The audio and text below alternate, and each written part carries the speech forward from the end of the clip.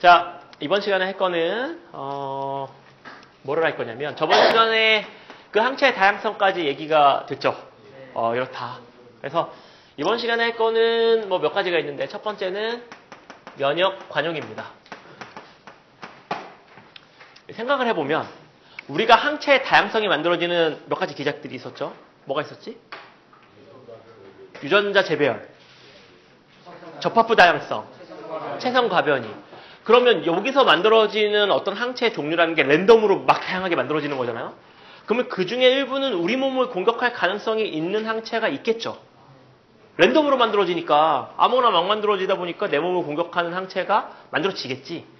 근데 그런 항체를 적절하게 커버하지 못하면 우리 몸을 공격하는 항체에 의해서 점령당하는 거야. 망하는 거지. 그래서 어떻게 우리 몸을 공격하는 아이들을 적절하게 제지하느냐. 이거죠. 첫 번째는 일단 이걸 하기 전에 요거는 앞부분에서 했어야 되는데 요거 제가 마음이 급해서 안 하고 넘어갔는데, 자, B세포와 T세포의 생성 장소가 어딥니까? 어디서 만들어지지? 어디서 만들어져? 예, 골수에서 만들어집니다. 골수에서 만들어지고, 어디서 성숙을 하느냐? B세포는 골수에서 만들어져서 그 자리에 가만히 있습니다. 골수가 영어로 본 메로우, 이거의 앞글자를 따서 B세포가 되는 거고, T세포는 흉선 혹은 가슴샘에서 성숙을 하는데 요 영어의 사이머스의 앞글자를 따서 T세포라 부릅니다. 그죠?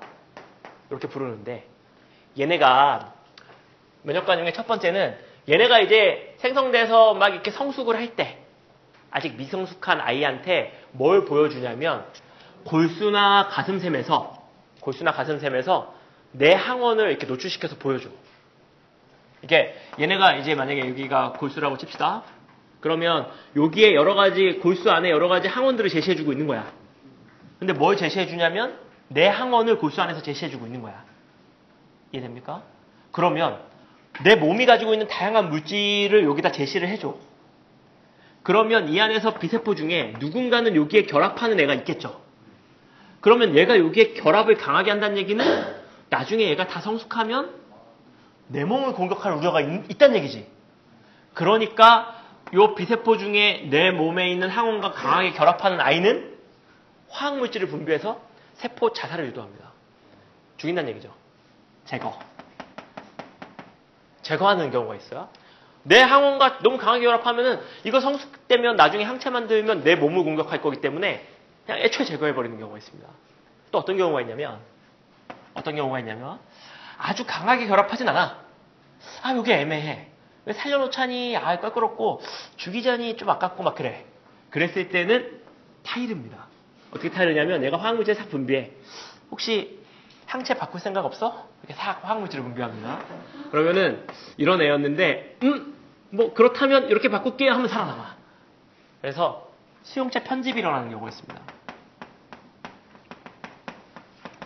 수용체라는 게 B세포가 가지고 있는 수용체가 항체죠. 막에 붙어있는 항체. 이게 수용체잖아. 그러니까 이거의 모양을 바꿔서 살아남는 경우가 있습니다. 화학물질을 분비했을 때 바꾸라고 권유를 했는데 바꾸면 살아남고 안 바꾸면 제거합니다. 그래서 딱 달라붙는 건 바로 죽여버리고, 이 아리까리한 거는 권유를 했는데 바꾸면 남기고 안 바꾸면 죽이고, 그 다음에 아니면 불활성화 상태로 만들어버리는 경우가 있습니다. 약간 뭐 이렇게 얘기하면 그렇지만 약간 거세의 느낌입니다. 그냥 뭐 살아내 있는데 살려는 드릴게 뭐 이런 느낌이야. 근데 뭐 딱히 기능을 못하게 활성을 마비시켜버리는 경우가 있어요. 살아서 움직이긴 하는데 형제세포로 바뀌거나 항체를 만들지 못하게 만들어버리는 경우가 있고, 또 어떤 경우가 있냐면 조절 T세포나 B세포를 만들어서 활성을 억제시키는 경우가 있습니다. 자, 우리 T세포가 뭘 배웠냐면 조절 T세포와 세포 독성 T세포를 배웠죠. 그 중에 하나가 또 뭐가 있냐면 조절 T세포가 있어.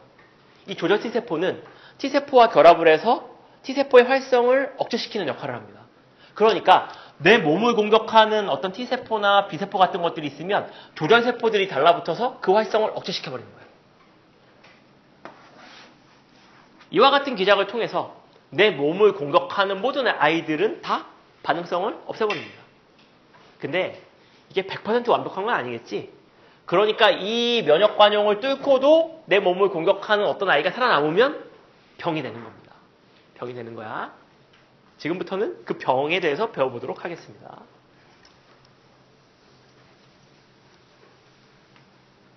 자, 이 면역 관용을 했는데도 이 여러 가지 조절 방식을 통해서 내 몸에 반응하는 것들을 없앤다고 없앴는데 살아남은 아이들 때문에 생기는 질환을 자가면역 질환이라 부릅니다. 내 몸이 내 몸을 공격하는 겁니다. 가장 대표적으로 어떤 것들이 있냐면 이런 거 있어요.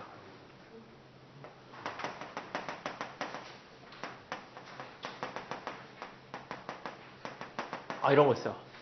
전신 홍반성 루푸스. 이게 뭐냐면 이런 병인데 이게 얼굴에만 나타나는 게 아니고 전신에 나타납니다. 이거는 어디를 공격하냐는 거냐면 우리 몸의 DNA나 RNA를 포함한 세포 소기관들을 공격합니다. 항체가. 그러니까 뭐 몸 전체에서 뭐 엉망진창이겠죠. 이게 되겠죠. 네.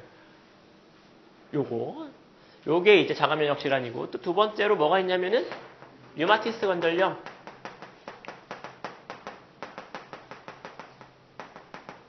이런 것들이 있는데 류마티스 관절염은 왜 생기는 거냐면 원래 T세포 같은 게 이제 우리 관절을 공격할 수 있는 T세포가 있으면 억제 T세포가 얘를 억제시켜 줄 수 있다 그랬잖아.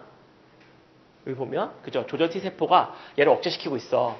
근데 뭐 어떤 기회에 의해서인지 모르겠지만 이 조절 T세포의 능력이 약해지면 그러면 내 몸을 공격하는 T세포가 이제 내 몸을 공격할 수 있겠죠. 이해할 수 있겠어? 공격할 수 있는 여지가 남아가지고 요거 피해서 공격하려고 딱 했는데 조절 T세포가 참아. 이러지 마. 이렇게 억제하고 있었는데 이러지 마 하는 애가 약해진 거야. 그러니까 내 몸을 이제 공격하기 시작하는 거죠. 그랬을 때 나타나는 증상이 이런 거야. 뭐 연골이나 이런 부분을 공격해서 연골이나 뼈를 공격해서 틀어버리죠. 이게 실제로는 엄청나게 심한 고통을 유발시킨다고 합니다. 연골이 갈가지는 거야. 내 몸의 항체에 의해서. 아니면 내 몸의 세포독성 T세포에 의해서 틀어지니까 실제로는 뼈가 이렇게 뒤틀려요. 실제로 류마티스 관절염이 심해지면 손가락뼈나 무릎뼈 같은 거에 뒤틀려. 눈 뜨고 이 뼈가 뒤틀어지는 거니까 이게 엄청 아프겠죠. 그러니까 뼈마디가 쑤시다는 게 진짜 엄청난 고통을 동반을 하고 치료약을 만들기도 어려워요. 내 몸이 내 몸을 공격하는 거라. 치료약이라는 게 면역 전체를 다운시키는 역할을 하는 어떤 그런 약을 투여받지 않으면 이게 뭐 치료하기가 어렵죠. 외부 적이 아니니까. 그죠? 이런 것들이 있고 또 어떤 게 있냐면은 되게 많아요. 되게 많은데 세 가지 정도만 기억할 수 있으면 됩니다.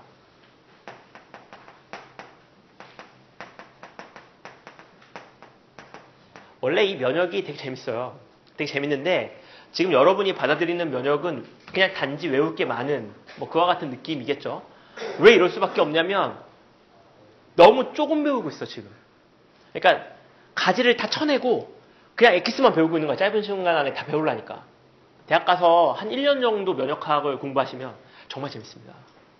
예, 흐름을 다 배워야 되는데 그렇다고 내가 1년 동안 면역학만 가르칠 수 있는 게 아니라서 아쉬움이 있는 거죠. 그러니까 그냥 엑기스만 뽑아가지고 토막을 내서 여러분한테 던져주니까 그냥 외우는 거지 뭐. 그죠?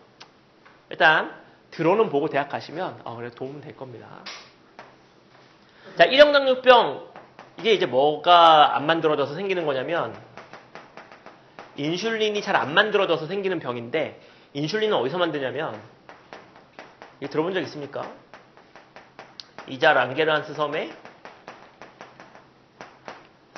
베타세포라는 곳에서 만드는데 요 베타세포를 공격합니다.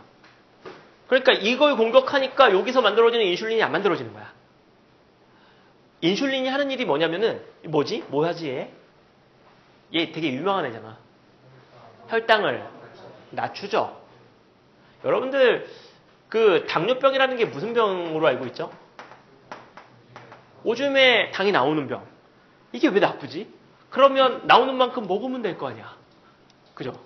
오줌으로 나오면 나오는 것보다 더 많이 먹으면 될 거 아니야? 단 거 막 먹으면 되는데. 이게 뭐가 문제입니까? 합병증 왜 생기지? 나오는 것만큼 먹으면 되는데. 이런 거 궁금하지 않았어? 이게 당뇨병이라는 게 피 속에 있는 포도당의 양이 많다는 얘기죠. 그래서 왜 오줌으로 나오냐면 콩팥에서 재흡수를 해. 포도당 같은 건 아까우니까 재흡수를 하는데 재흡수를 할 수 있는 한계 용량이 정해져 있어요. 맥시멈 어디까지만 재흡수를 할 수 있다 이게 정해져 있어. 재흡수가 막 무한대는 아니겠죠. 근데 이 맥시멈 한계보다 포도당이 더 많이 들어오는 거야, 신장으로. 그러니까 할 수 있는 만큼 하고 나머지를 이제 오줌으로 빠져나간다는 얘기는 피 속에 포도당의 양이 어마어마하게 많다는 얘기입니다. 이게 왜 많아지냐면 원래 포도당량이 왜 어떻게 줄어드냐면 얘가 세포 안으로 집어넣어서 들어가야 혈당이 낮아지는 거야. 이걸 들어가게 도와주는 호르몬이 인슐린이야. 근데 인슐린이 안 나와? 그럼 얘가 이 안으로 안 들어가. 그러니까 세포 입장에서 보면 미치겠죠. 눈앞에는 막 포도당이 막 흘러다녀. 엄청나게 많은 양의 포도당이 막 흘러다니는데 나한테 안 줘. 나는 배가 고파 죽겠는데 나한테 안 줘. 눈앞에 엄청 많은데. 그러니까 이게 뭐야? 혈액순환이 잘 안 돼서 피의 흐름이 조금이라도 적은 데부터 심각한 타격을 받기 시작하죠. 그래서 당뇨병이 되게 심해지면 손끝과 발끝이 타격을 받기 시작하는 거야. 그러니까 당뇨병 심한 사람들 보면 막 여기 막 시커매져가지고 막 썩어 들어가고 막 이런 거. 그게 여기서부터 오는 겁니다. 세포가 굶어서 그래서 하는 거야. 이게 무서운 병이죠. 근데 요걸 나오게 하는 세포를 망가뜨려버리니까 인슐린이 아예 안 나오는 거지. 근데 이건 치료법이 어렵지 않죠. 그냥 인슐린 주사를 맞으면 됩니다. 거의 주기적으로. 왜냐면 우리가 밥을 계속 먹어야 되니까 인슐린도 계속 나와야 되니까 매우 주기적으로. 일주일에 뭐 한 3-4번씩 계속 맞아야지. 죽을 때까지. 쉽진 않겠죠. 예, 요새는 뭐 약으로도 먹지만. 그래서 이런 병들이 이 면역관용을 했음에도 불구하고 정신 못 차리고 내 몸을 공격하는 아이들이 남아서 내 몸에 피해를 주는 이와 같은 병들입니다. 훨씬 더 많은데 훨씬 더 많은 건 나중에 의사 된 사람들이나 열심히 외우고 우리는 뭐 그냥 이런 게 있다 정도 기억하면 되고. 자, 또 이 자가면역 질환은 아니지만 면역계 질환에 대해서 좀 더 알아볼게요. 면역계 질환이라고 하는 건 정상적인 상태라면 전혀 문제가 없어야 되는데 그 몇몇 병에 걸린 사람만 특별하게 질환을 앓는 경우가 있습니다. 예를 들어서 대표적으로 알러지가 있죠. 독일어로 얘기하면 알레르기가 되고 영어로 얘기하면 알러지가 됩니다. 그죠? 독일에서 유학해서 온 사람이 글을 쓰면 알레르기라고 쓰고 미국에서 공부해서 온 사람이 번역을 하면 그냥 알러지라고 씁니다. 그죠? 뭐 여튼 이게 이제 뭐냐면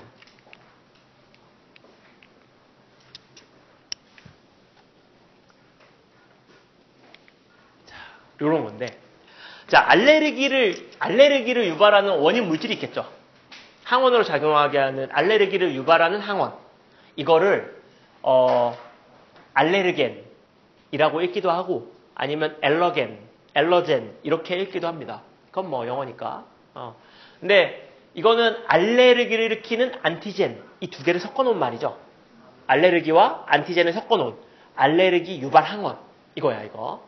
근데 이 알레르기를 유발하는 항원이 정상적인 사람한테는 항원으로 작용을 안 합니다.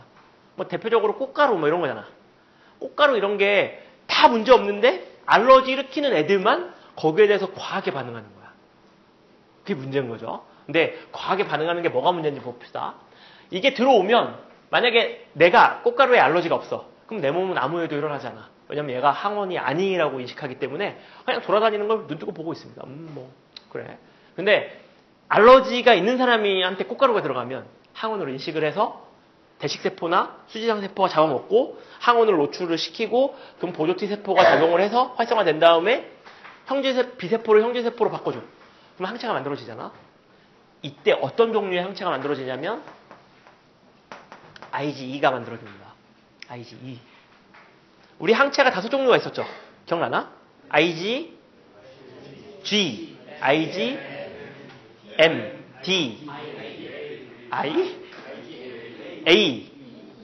자, 써보자. IgG, IgM, IgA, IgE, IgD.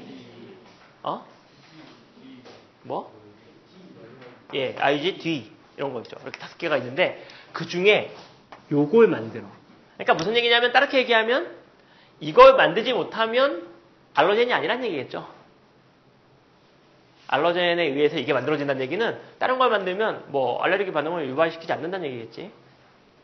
이해할 수 있겠죠? 어떤 항원이 들어오냐에 따라서 만들어지는 항체의 종류가 다르다고요. 다른데 이 알레르기를 일으키는 이 항원은 들어왔을 때 어떤 항체를 만들게 유도하냐면 IgE를 만들게 유도하는 거야. 이거 이해할 수 있겠어? 뭔가가 들어왔는데 IgG가 만들어져. 그러면 이거는 알러지 반응을 일으키는 물질이 아니야. 알레르겐이 아니야. 근데 만들어졌는데 IgE가 만들어져. 그러면 알러지 반응을 유발할 수 있는 원인 물질이 되는 거죠. 만들어서 처음에. 그러면 이런 애가 들어왔어. 그러면 이런 애를 만들어. 이렇게 있어야겠다. 팔이 2개. 이걸 만들어. 그래서 이 IgE 항체가 얘를 공격할 수도 있죠. 당연히 만들었으니까 공격할 수 있는데 이 IgE가 뭐 특별한 점이 뭐냐면 비만세포하고요. 그 다음에 호염구, 호염기성 백혈구 얘네들이 어떤 수용체를 가지고 있냐면 IgE-Fc 수용체를 가지고 있습니다. 말이 어렵나? IgE가 가지고 있는 이 FCV와 결합할 수 있는 수용체를 가지고 있어. 그러니까 한번 알러젠이 들어와서 IgE가 만들어지면 이 중에 일부는 얘하고 결합하겠지만 일부는 비만세포에 가서 이렇게 결합할 수 있다는 얘기죠. 호중구에 가서도 이렇게 결합할 수 있다는 얘기지. 이해할 수 있겠어? 그러니까 처음에 비만세포가 한 번도 IgE를 만난 적이 없을 때는 항체가 이렇게 꽂혀있지 않아요. 근데 한 번 들어와가지고 IgE가 만들어지면 이 IgE의 일부가 비만세포와 호중구 막에 박혀. 호염구 막에 박힙니다. 비만세포와 호염구 막에 박히는 거야. 그래서 1차 반응은 이렇게 하고 끝나요. 항체가 만들어져서 알러겐 들어왔을 때 처리하고 끝나는데 중요한 건 똑같은 항원이 또 들어와. 그럼 이제 뭐가 문제가 되냐면 이런 비만세포와 호염구에 붙어있는 요 항원 수용체에 직접 알레르겐이 결합하겠죠? 그죠? 그러면 어떻게 되는 거냐면 이 결합이 신호가 돼서 비만세포 안에 있는 이 과립들이 바깥으로 쏟아져 나오기 시작합니다. 이 과립 안에 뭐가 들어있냐면 히스타민이 들어있어요. 그래서 꽤 많은 양의 히스타민이 쏟아져 나옵니다. 그러면 히스타민이 어디서 들어본 말이지 이거? 염증 반응. 하는 일이 뭐였습니까? 혈관을 확장시켜. 그렇지. 혈관을 확장시켜서 피에 있는 액체 성분을 바깥으로 좀 많이 빼내고 또 히스타민이 기도 근처에서 작용을 하면 어떤 역할을 하냐면 그 기관지를 수축시켜가지고 이걸 기를 좁게 만들어요. 협착시켜. 그래서 알러지가 좀 심해지면 호흡하기가 좀 힘들어지는 경우가 있어요. 기관지를 이렇게 좁히고 그 다음에 콧물을 나게 하거나 재채기를 유도합니다. 히스타민이. 이게 딱 그거죠. 그 알러지 증상이 좀 심하면 막 콧물이 막 줄줄 나오고 재채기를 하거나 아니면 숨이 가빠지거나 심하면. 그래서 알러지 심한 사람들 이거 들고 다니잖아요. 이렇게 코에 꼽는 그 산소 같은 거. 못 봤어? 예, 뭐 그런 거 들고 다닙니다. 여러분 다 건강하신가 봐요. 예. 이렇게 되는 거야. 요게 이제 알러지의 원인이 되는 거죠. 그러니까 여러분이 무슨 알러지에 걸려가지고 병원에 가면 무슨 알러지든 간에 뭐 계란 알러지든 뭐 딸기 알러지든 뭐 생선 알러지든 무슨 알러지든 간에 하나의 약을 주죠. 항히스타민제를 줍니다. 히스타민 때문에 알러지 반응이 생기니까 히스타민의 효과를 낮출 수 있는 약을 주면 무슨 알러지든 간에 다 증상이 약화되는 거지. 되겠죠? 근데 우리 항원항체 반응이잖아. 알러지도. 그럼 똑같은 항원이 계속 들어오면 이 비만세포에 박히는 이 수용체가 계속 많아지면서 점점 더 민감해지겠죠. 그러니까 원래적인 치료를 할 거면 내가 무슨 알러지를 갖고 있는지 알아야지. 그래서 피부과 가면 알러지 검사를 해달라고 하면 알러지 검사를 해줍니다. 해본 사람 있는지 모르겠지만 해봤어? 뭐.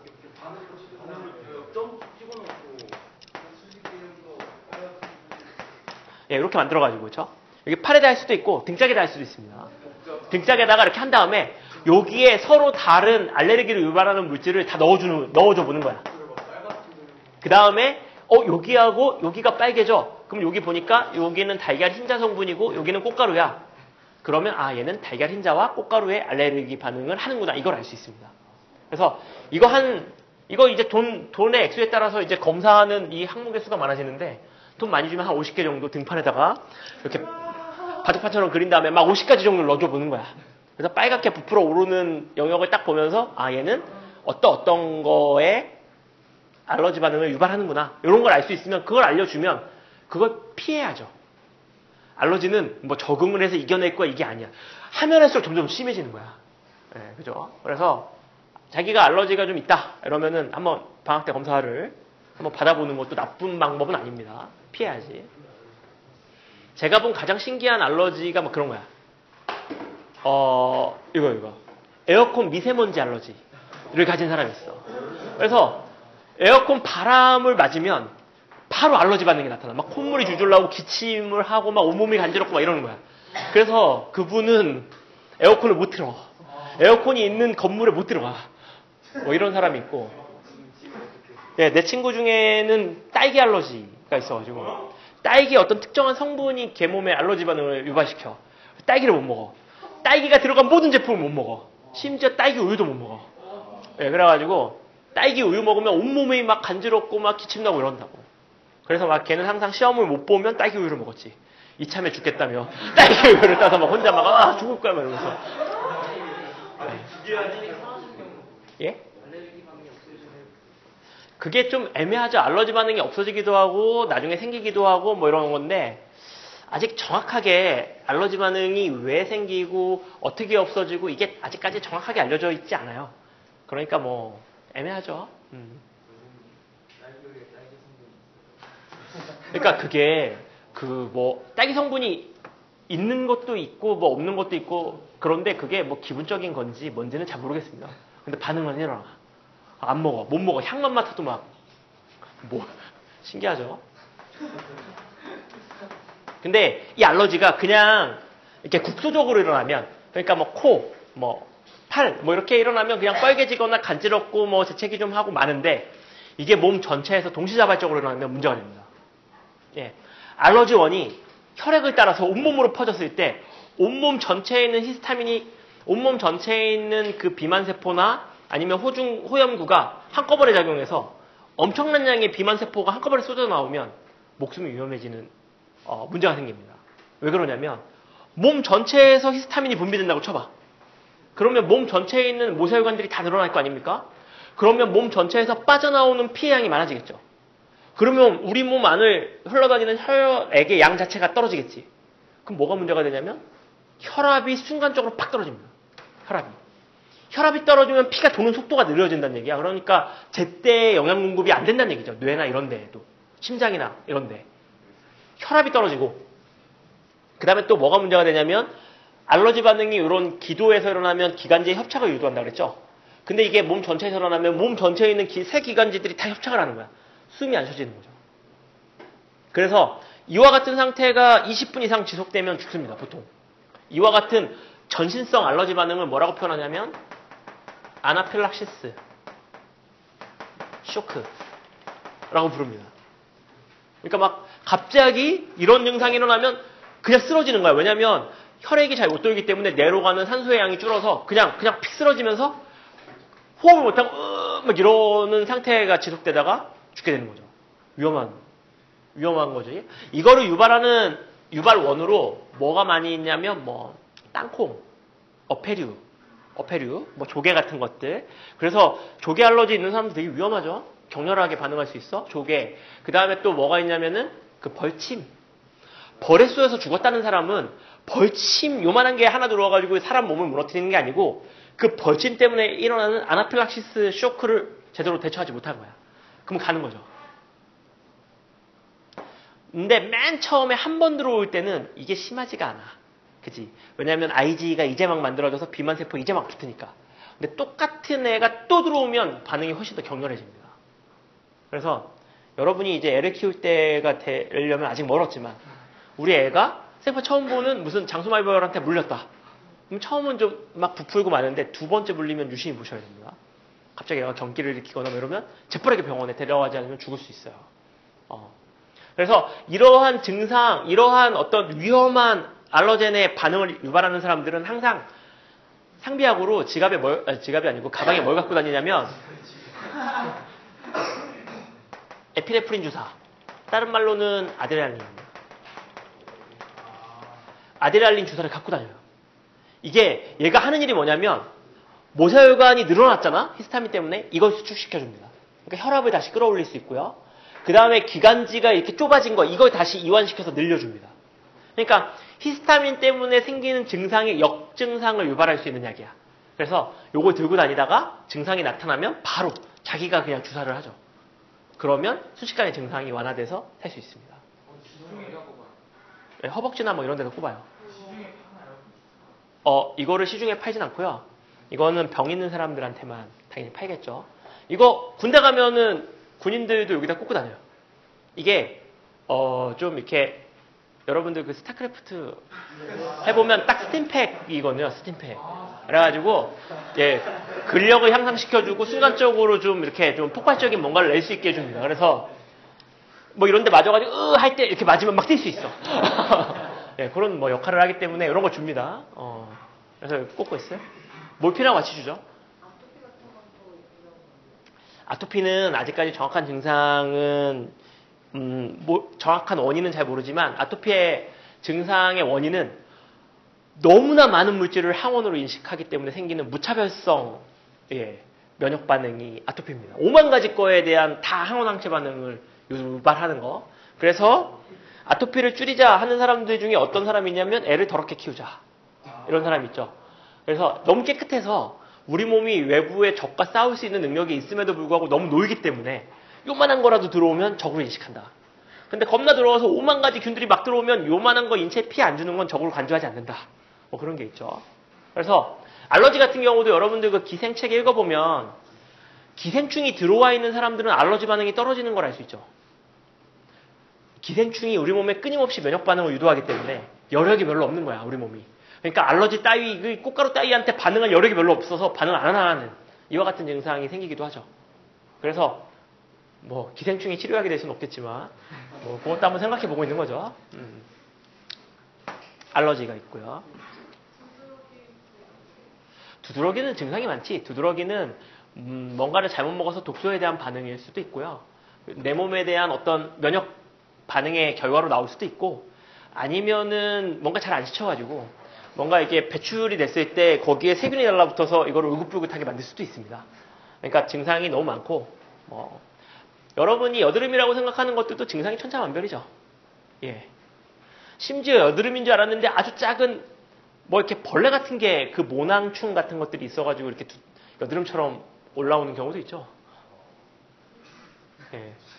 어차피 뭐 피부과 가면 의사가 알아서 처리해주기 때문에 여드름이다 이렇게 하겠지만 의사는 알겠지. 벌레가 들었네? 뭐 이러면서 예, 뭐 그럴 수도 있습니다. 자, 그 다음에 우린 지금 면역계가 제대로 처리하지 못하는 병들에 대해서 배우고 있어요. 자, 에이즈 보면 에이즈 무서운 병이죠. 에이즈의 원인 바이러스가 누구라고요?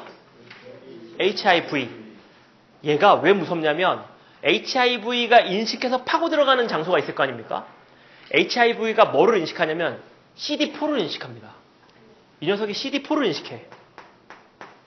CD4 누가 가지고 있는 거야? T세포 중에? 그치, 보조 T세포. 그러니까 숙주가 보조 T세포인 거야. 보조 T세포가 망가지면 어떻게 되는 거지? B세포를 자극하지 못하기 때문에 형제세포를 못 만들어서 항체가 안 만들어지니까 체액성 면역이 작살나죠. 또는 세포독성 T세포를 활성화시켜줘야 되는데 그걸 못하니까 세포성 면역도 끝나죠. 우리 후천 면역에 2개밖에 없는데 체액성 면역하고 세포성 면역. 그러면 얘가 이 TH세포를 감염시키면서 이 2가지가 끝나는 거야. 그러니까 후천 면역 전체가 무너지는 거죠. 그러니까 에이즈에 걸려서 에이즈 때문에 죽는 게 아니고 에이즈에 걸려서 평상시에 보지 못한 병으로 죽습니다. 그러니까는 막 이런 거야. 우리 입안에 이제 세균 같은 게 한 200종류 이상 막 살고 있는데 지금은 뭐 그냥 쭉쭉 뭐 있어도 뭐 아무 문제 없이 잘 사는데 에이즈에 걸리면 못 막아. 이걸. 그래서 내 몸에 있는 뭐 충치균 같은 것 때문에 막 이런 데 구멍 나고 막 뚫리고 이러죠.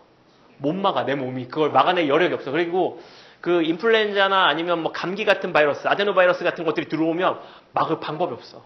그럼 감기 걸리면 치명타입니다. 그냥 죽어. 못 막아 이걸. 왜냐면 후천 면역이 발달되어 있지 않기 때문에.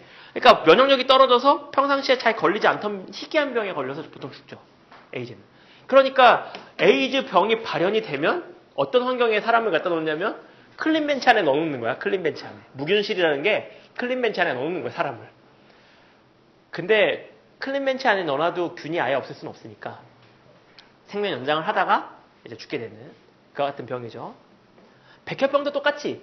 백혈병은 뭐냐면 백혈구 암이 백혈병이야. 그러니까 비정상 백혈구만 잔뜩 만들어지는 거야.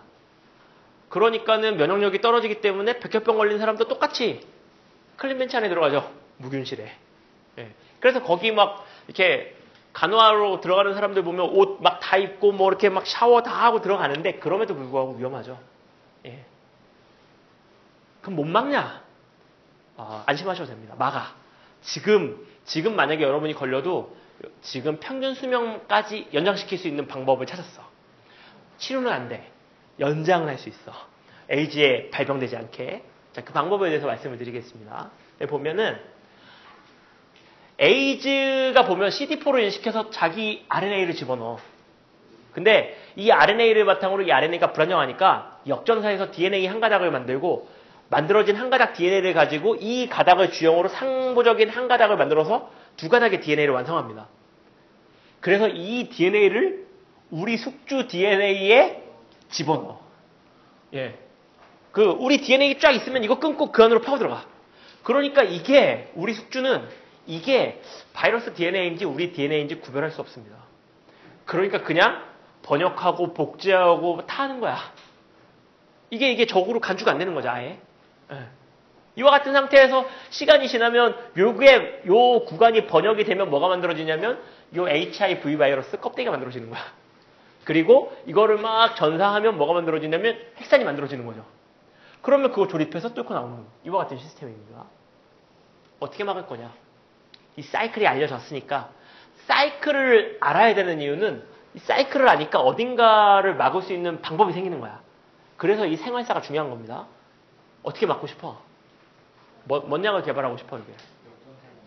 그렇지. 일단 우리 몸은 역전사를 하지 않기 때문에 역전사 효소를 망가뜨리면 되는 거야. 그치? 역전사 효소는 우리는 갖고 있지 않기 때문에 역전사 효소를 망가뜨리는 방법이 있고 또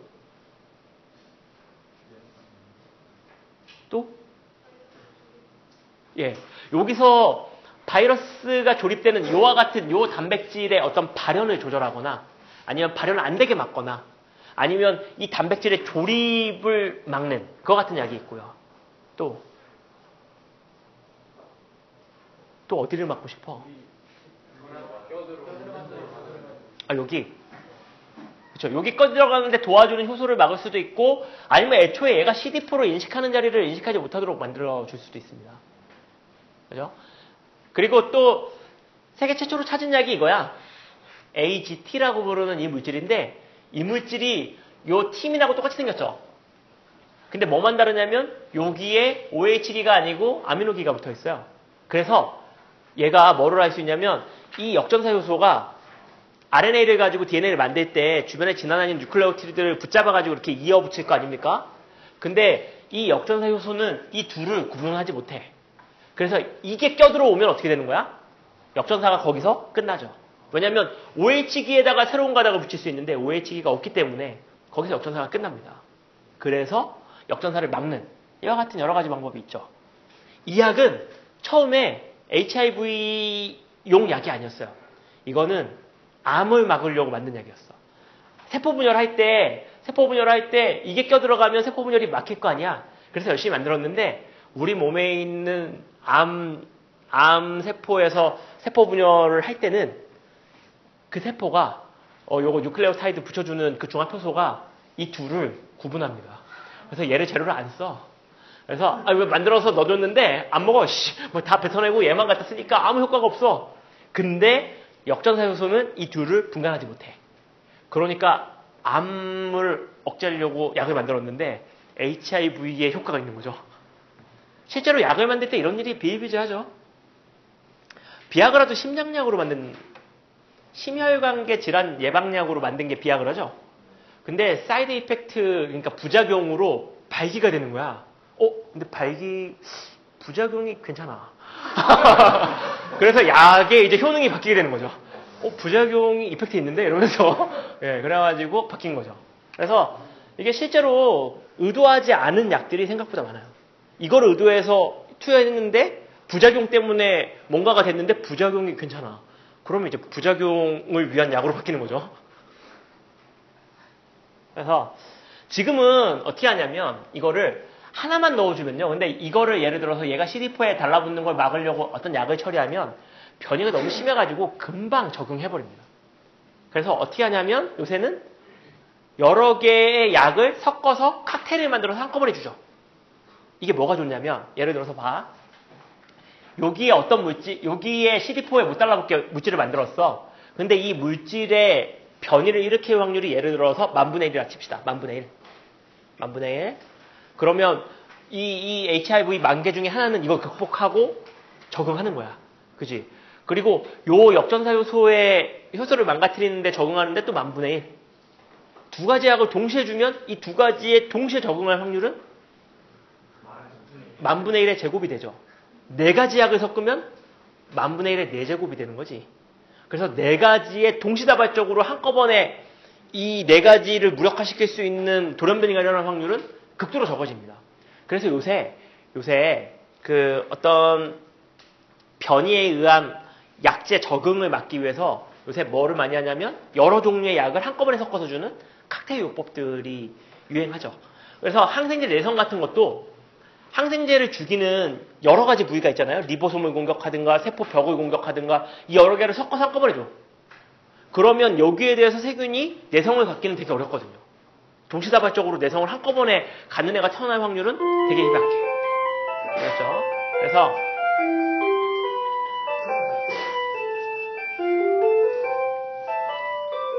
자, 오늘 HIV에 대해서 했고 다음에 이제 혈액형에 대해서 하면 끝납니다. 네. 다다음 시간에 활동을 하도록 하죠.